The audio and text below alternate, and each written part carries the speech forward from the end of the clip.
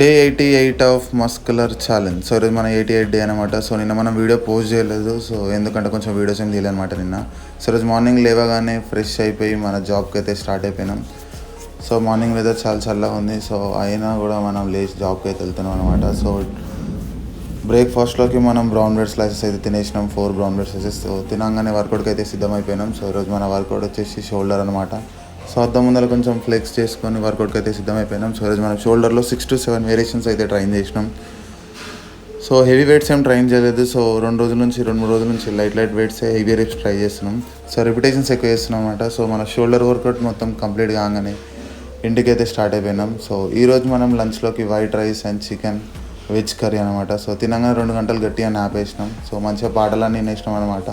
So evening లేవగానే so మనం డిన్నర్లకి 4 eggsతో omelette వేసుకున్నాం. సో ఒక కీరా, 1 spoon పీనట్ బటర్.